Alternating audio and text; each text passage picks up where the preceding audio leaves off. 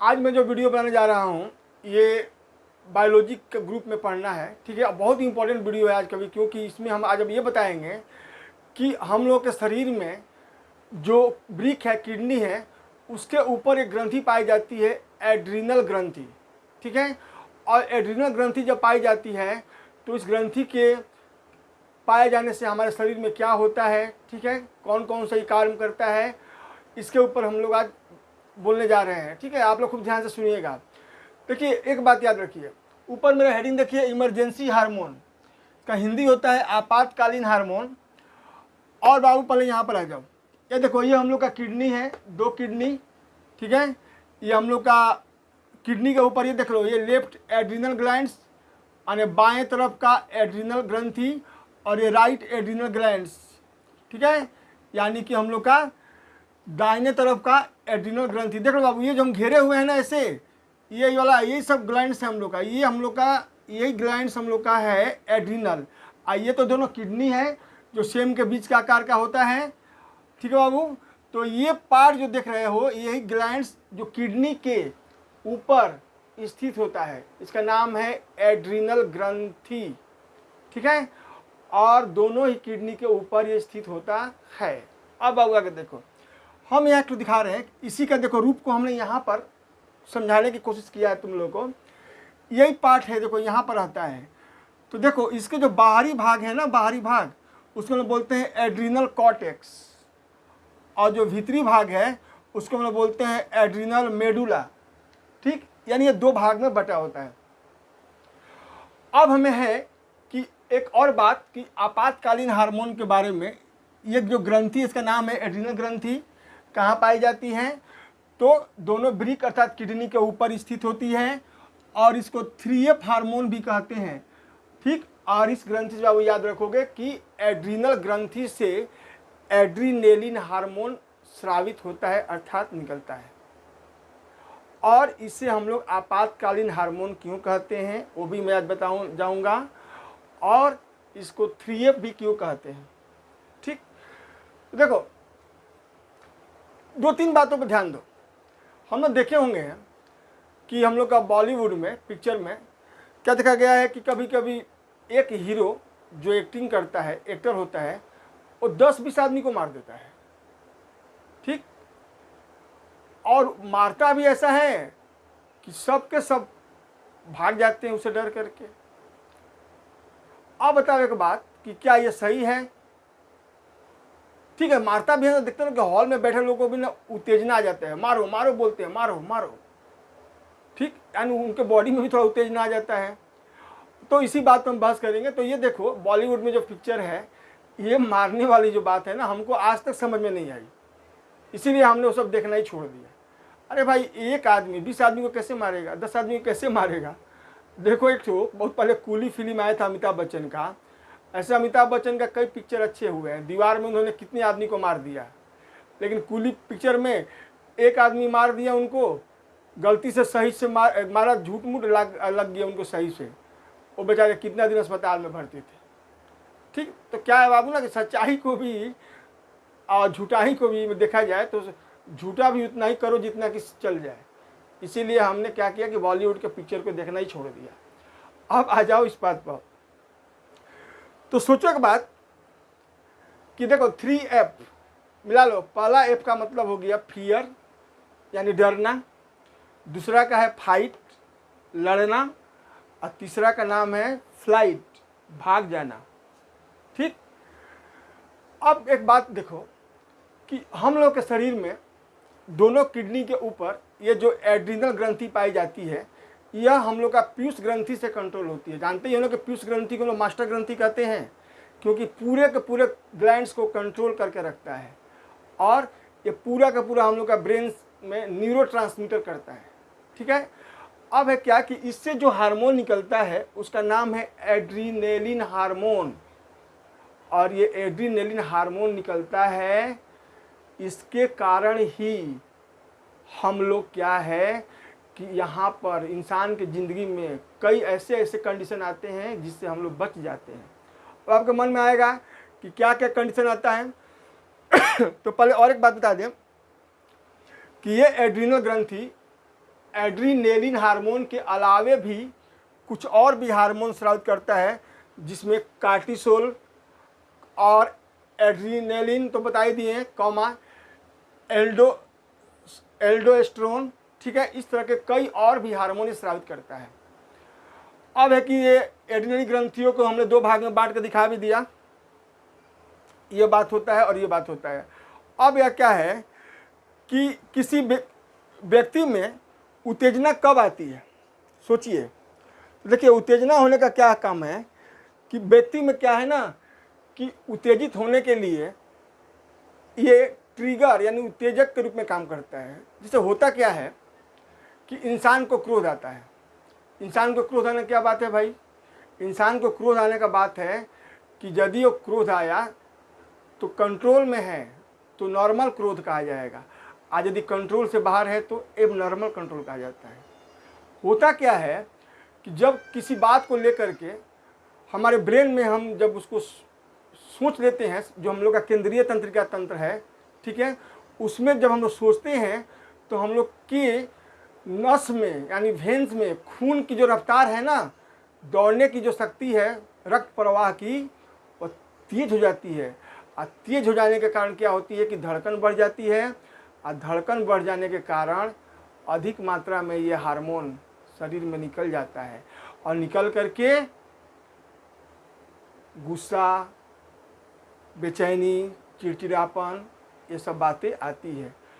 अच्छा, अब एक बात बताएंगे हम कि सोचिए कि छोटे मोटे कोई घटना होती है, जैसे कोई आदमी किसी को झगड़ा किया, ठीक है, नॉर्मल बात है, होती रहती है। लेकिन सोचिए कि कोई आदमी आज तक किसी से ना कुछ ज़्यादा ऊंची आवाज़ में बोला ना कुछ किया, वो लोग 10 तला बिल्डिंग से सुसाइड कर लेते हैं, घर में हैंगिंग कर लेते हैं। तो ये हिम्मत आती कहाँ से है? इसी के बारे में मैं आप लोग से आज कुछ समय लेने जा रहा हूँ। तो मैंने ये बात बताया आप लोग को। अब आइए, देखा गया है कि गुस्सा क्या है ना कि ये एक नेचुरल है, ठीक है, एक नेचुरल सिस्टम से हम लोग का गुस्सा आता है। क्रोध एक प्रकार के इंसान की क्या है ना फीलिंग है, फीलिंग, और इसमें हम लोग का एक प्राकृतिक इमोशन होता है जो चिड़चिड़ापन, तनाव, गुस्सा इत्यादि का कारण बनता है। और एक और बात मैं बताऊंगा क्या कि मन माफिक यदि काम नहीं होती है ना तो गुस्सा आता है। यही ना बात है कि मेरे मन के अनुसार काम नहीं हुआ, गुस्सा आ गया, ठीक है। तो गुस्सा आना तो नॉर्मल है, लेकिन हमने बताया ना कि इस पर काबू रखिए तो नॉर्मल है, काबू नहीं रखिए तो ये एबनॉर्मल है, यानी कि काफ़ी ये खून खराबा होने वाली घटना को भी अंजाम दे सकती है, ठीक है। अब हम कुछ बात आप लोग को और बता रहे हैं कि जब हम लोग का ये हार्मोन ब्रेन से स्रावित होता है तो रक्त प्रवाह बढ़ गया, ठीक, खून दौड़ने लगी तेज गति से, दिल की धड़कन बढ़ने लगा, एड्रीनलिन हार्मोन हम लोग का शीघ्र रिलीज होने लगा, और वह कोई ताकत से भरा हुआ ऐसा एक्शन में ला देता है कि हम लोग मरने मारने को उतारू हो जाते हैं।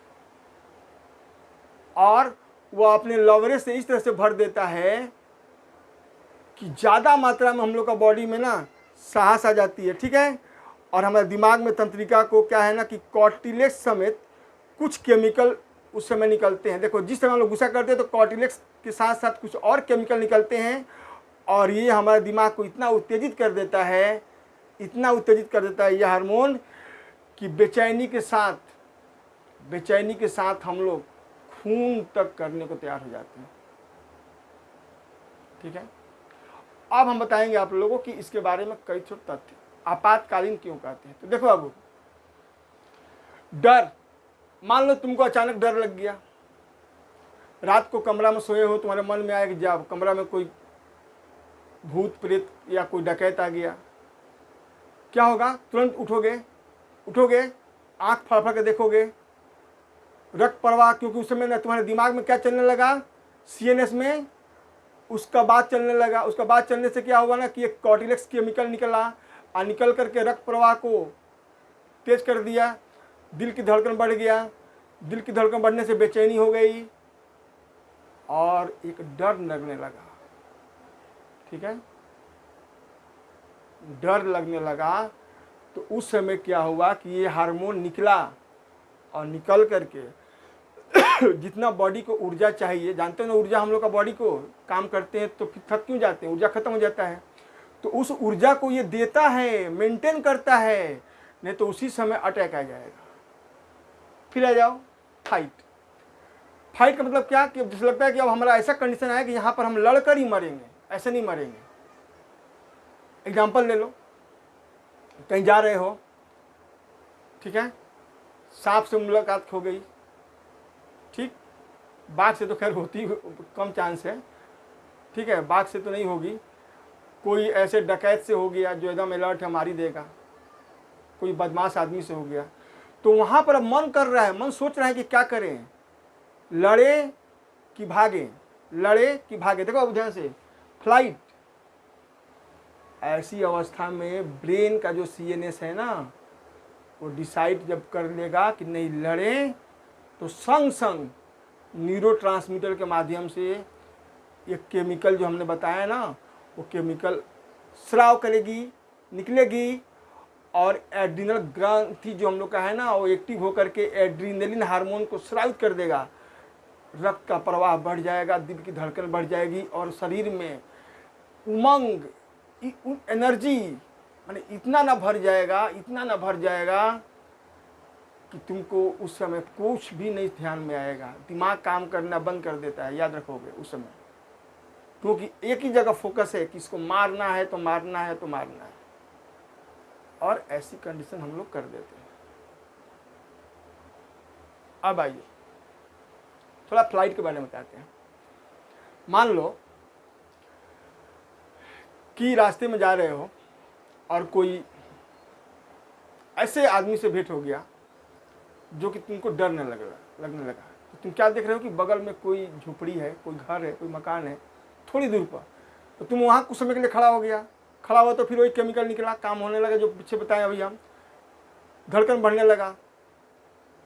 अब तुम्हारे मन में हो क्लियरेंस करना है, CNS को कंट्रोल करने वाला को माने तय करना है कि तुम क्या करोगे, भागोगे, तुमको लगेगा हम बगल में झोपड़ी है, वहाँ कोई इंसान होगा, भाग जाते हैं, अब भागना शुरू करो।